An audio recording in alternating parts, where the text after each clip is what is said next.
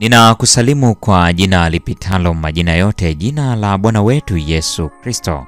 Ninakualika katika mfululizo wa masomo ya kesha la asubuhi leo, ikiwa ni Mei 30 mwaka wa 2025. Tuombe.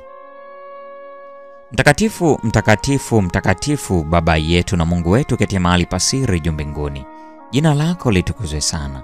Ninakushukuru kwa wema wako na ulinzi wako, fadhili zako maishani mwetu.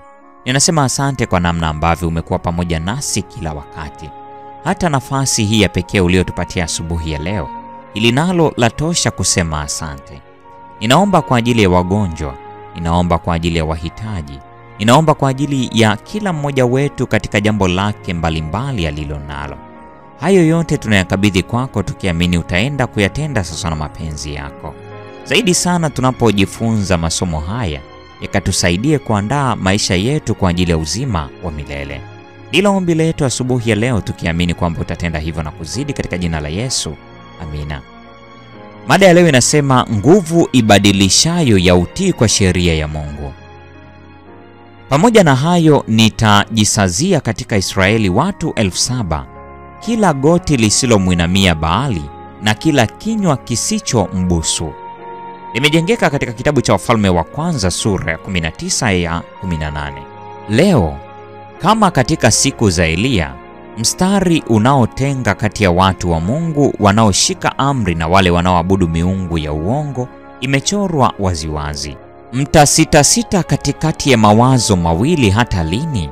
Bwana akiwa ndiye Mungu, mfuateni; bali ikiwa Baali ni mungu, haya, mfuateni yeye. Wafalme wa Kwanza aya ile ya 21 katika sura ya 18. Na ujumbe wa leo ni umeanguka, umeanguka Babeli ule mkuu.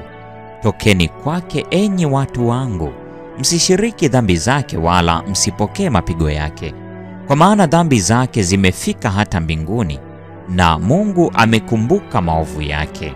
Ufunuo wa Yohana sura ya 18 ya 2 hadi ya 5. Muda si mrefu jaribio litakuja kwa kila nafsi. Utunzaji wa sabato ya uongo utasisitizwa juu yetu. Pambano litakuwa kati ya amri za Mungu na amri za wanadamu.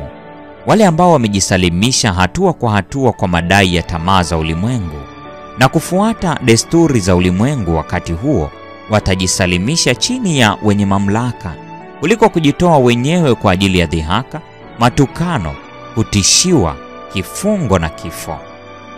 Wakati huo dhahabu itatenganishwa na takataka. Utauwa wa kweli utatofautishwa waziwazi kutoka kwa mwonekano wa mapambo juu yake ya bandia. Nyota nyingi ambazo tumependezwa nazo kwa sababu ya uangavu wake wakati huo zitatoweka gizani.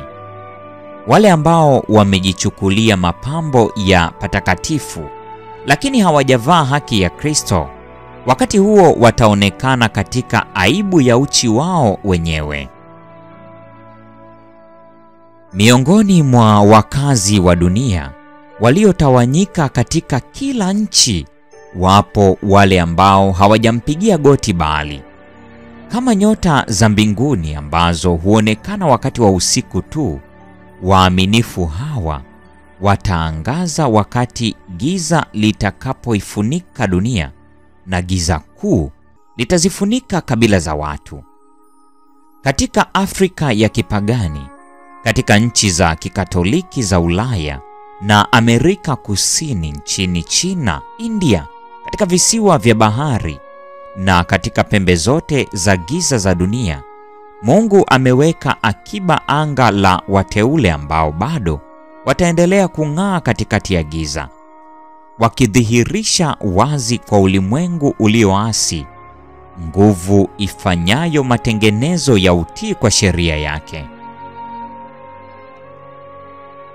Hata sasa wanaonekana katika kila taifa, kati ya kila lugha na jamaa, na katika saa ya uasi wa kina kabisa, wakati juhudi kuu kabisa ya shetani inafanywa ili kuwasababisha wote, wadogo kwa wakubwa na matajiri kwa maskini na walio huru kwa watumwa, kupokea chini ya adhabu ya kifo ishara ya utii kwa siku bandia ya kupumzika Waaminifu hawa, wasio na lawama wala udanganyifu, wasio na ila, watang'aa kama mianga katika ulimwengu.